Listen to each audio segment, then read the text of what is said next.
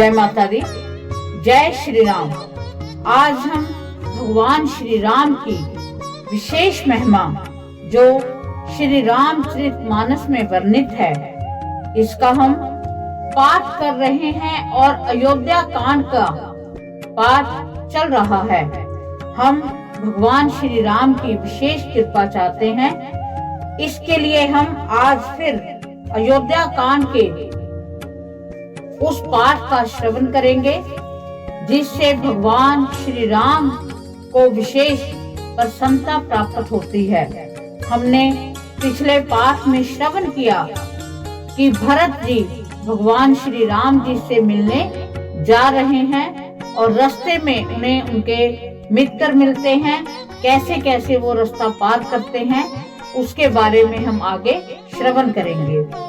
तन पुल केउ ही हर्ष सुने, बेन बचन अनुकूल, भरत धन्य कही धन्य सुर, हर्षित वर्ष ही फूल। त्रिवेणी जी के अनुकूल वचन सुनकर भरत जी का शरीर पुलकित हो गया, हृदय में हर्ष छा गया। भरत जी धन्य है कहकर देवता हर्षित होकर फूल बरसाने लगे। तीर्थराज प्रयाग में रहने वाले वानप्रस्थ ब्रह्मचारी, गृहस्थ और सन्यासी सब बहुत ही आनंदित हैं और 10-5 मिलकर आपस में कहते हैं कि भरत जी का प्रेम और शील पवित्र और सच्चा है। श्री रामचंद्र जी के सुंदर गुण समूहों को सुनते हुए वे मुनि श्रेष्ठ भारद्वाज जी के पास आए। मुनि ने भरत जी को दंडवत प्रणाम करते देखा और उन्हें अपना मूर्तिमान सौभाग्य समझा। उन्होंने दौड़कर भरत जी को उठाकर हृदय से लगा लिया और आशीर्वाद देकर कृतार्थ किया। मुनि ने उन्हें आसन दिया। वे सिर नवाकर इस तरह बैठे मानो भागकर संकोच के घर में घुस जाना चाहते हैं। उनके मन में ये बड़ा सोच है कि मुनि कुछ पूछेंगे तो मैं क्या उत्तर दूंगा। भरत जी के शील और संकोच को देखकर ऋषि बोले कि भरत सुनो, हम सब खबर पा चुके हैं। विधाता के कर्तव्य पर कुछ वश नहीं चलता। माता की करतूत को समझकर तुम हृदय में गलानी मत करो। हे तात, कैकेयी का कोई दोष नहीं है, उसकी बुद्धि तो सरस्वती ने बिगाड़ गई थी। ये कहते भी कोई भला न कहेगा, क्योंकि लोक और वेद दोनों ही विद्वानों को मान्य हैं। किंतु हे तात, तुम्हारा निर्मल यश गाकर तो लोक और वेद दोनों बढ़ाई पावेंगे। यह लोक और वेद दोनों की मान्य है और सब यही कहते हैं कि पिता जिसको राज्य दे वही पाता है। राजा सत्यावर्ती थे, तुमको बुलाकर राज्य देते तो सुख मिलता, धर्म रहता और भलाई होती। सारे अनर्थ की जड़ तो श्री रामचंद्र जी का वन गमन है, जिसे सुनकर समस्त संसार को पीड़ा हुई। वह श्री राम का वन गमन भी भावी वश हुआ। बेसमझ रानी तो भावी वश कुचाल करके अंत में पछताई। उसमें भी तुम्हारा कोई तनिक सा भी अपराध कहे तो वह अधम, अज्ञानी और असाधु है। यदि तुम राज्य करते तो भी तुम्हें दोष न होता। सुनकर श्री रामचंद्र जी को तो संतोष ही होता। हे भरत, अब तो तुमने बहुत ही अच्छा किया। यही मत तुम्हारे लिए उचित था। श्री रामचंद्र जी के चरणों में प्रेम होना ही संसार में समस्त सुंदर मंगलों का मूल है। सो वह तो तुम्हारा धन, जीवन और प्राण ही है। तुम्हारे समान बड़भागी कौन है। हे तात, तुम्हारे लिए ये आश्चर्य की बात नहीं है, क्योंकि तुम दशरथ जी के पुत्र और श्री रामचंद्र जी के प्यारे भाई हो। हे भरत सुनो, श्री रामचंद्र जी के मन में तुम्हारे समान प्रेम पात्र दूसरा कोई नहीं है। लक्ष्मण जी, श्री राम जी और सीता जी तीनों को सारी रात उस दिन अत्यंत प्रेम के साथ तुम्हारी सराहना करते ही बीती। प्रयागराज में जब वे स्नान कर रहे थे उस समय मैंने उनका ये मर्म जाना। वे तुम्हारे प्रेम में मगन हो रहे थे। तुम पर श्री रामचंद्र जी का ऐसा ही स्नेह है जैसा मूर्ख मनुष्य का संसार में सुखमय जीवन पर होता है। ये रघुनाथ जी की बहुत बढ़ाई नहीं है, क्योंकि श्री रघुनाथ जी तो शरणगत के कुटुंब भर को पालने वाले हैं। हे भरत, मेरा ये मत है कि तुम तो मानो श्रीधारी श्री राम जी के प्रेम ही हो। हे भरत, तुम्हारे लिए यह कलंक है, पर हम सबके लिए तो उपदेश है। श्री राम भक्ति रूपी रस की सिद्धि के लिए ये समय बड़ा शुभ हुआ है। हे तात, तुम्हारा यश निर्मल नवीन चंद्रमा है और श्री रामचंद्र जी के दास कुमुद और चकोर हैं। वह चंद्रमा जो प्रतिदिन अस्त होता और घटता है, जिससे कुमुद और चकोर को दुख होता है, परंतु यह तुम्हारा यश रूपी चंद्रमा सदा उदय रहेगा, कभी अस्त होगा ही नहीं। जगत रूपी आकाश में ये घटेगा नहीं, वरन दिन व दिन दूना ही होगा। त्रिलोक से रूपी चकवा इस यश रूपी चंद्रमा पर अत्यंत प्रेम करेगा और प्रभु श्री रामचंद्र जी का प्रताप रूपी सूर्य इसकी छवि को हरण नहीं करेगा। यह चंद्रमा रात दिन सदा सब किसी को सुख देने वाला होगा। कैकई का कुकर्म रूपी राहु इसे ग्रास नहीं करेगा। ये चंद्रमा श्री रामचंद्र जी के सुंदर प्रेम रूपी अमृत से पूर्ण है। यह गुरु के अपमान रूपी दोष से दूषित नहीं है। तुमने इस यश रूपी चंद्रमा की सृष्टि करके पृथ्वी पर भी अमृत को सुलभ कर दिया। अब श्री राम जी के भक्त इस अमृत से तृप्त हो लें। राजा भागीरथ गंगा जी को लाए, जिन गंगा जी का स्मरण ही संपूर्ण सुंदर मंगलों की खान है। दशरथ जी के गुण समूहों का तो वर्णन ही नहीं किया जा सकता। अधिक क्या, जिनकी बराबरी का जगत में कोई नहीं है, जिनके प्रेम और संकोच के वश में होकर स्वयं भगवान श्री राम आकर प्रकट हुए, जिन्हें महादेव जी अपने हृदय के नेत्र से कभी अघा कर नहीं देख पाए, परंतु उनसे भी बढ़कर तुमने कीर्ति रूपी अनुपम चंद्रमा को उत्पन्न किया, जिसमें श्री राम प्रेम ही हिरण के रूप में बसता है। हे तात, तुम व्यर्थ ही हृदय में ग्लानि कर रहे हो, पारस पाकर भी तुम दरिद्रता से डर रहे हो।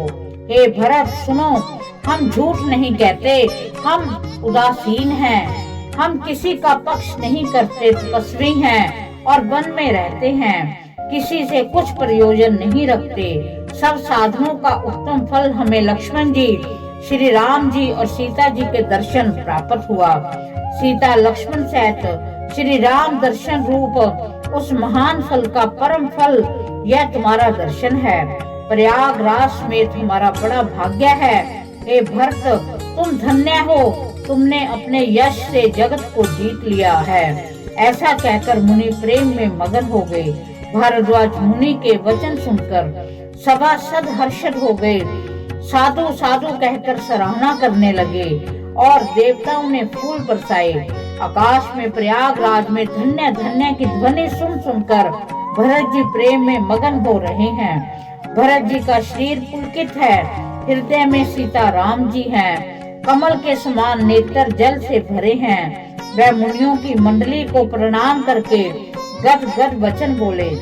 मुनियों का समाज है, फिर तीर्थ राज है, यहाँ सच्ची सौगंध खाने से भी भरपूर हानि होती है। इस स्थान में यदि कुछ बनाकर कहा जाए तो इसके समान कोई बड़ा पाप और नीचता नहीं होगी। मैं सच्चे भाव से कहता हूँ, आप सर्वज्ञ हैं और श्री रघुनाथ जी के हृदय के भीतर की जानने वाले हैं। मैं कुछ भी असत्य कहूँगा तो आपसे और उनसे छिपा नहीं रह सकता।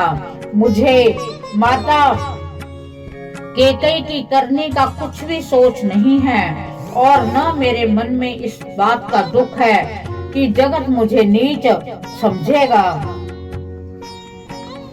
न यही डर है कि मेरा परलोक बिगड़ जाएगा और ना पिताजी के मरने का ही मुझे शोक है, क्योंकि उनका सुंदर पुण्य और सुयश विश्व भर में सुशोभित है। उन्होंने श्री राम लक्ष्मण सरीखे पुत्र पाए, फिर जिन्होंने श्री रामचंद्र जी के विरह में अपने श्रम भंगर शरीर को त्याग दिया। ऐसे राजा के लिए सोच करने का कौन प्रसंग है। श्री राम जी, लक्ष्मण जी, सीता जी पैरों में बिना जूती के मुनियों का वेश बनाए वन वन में फिरते हैं।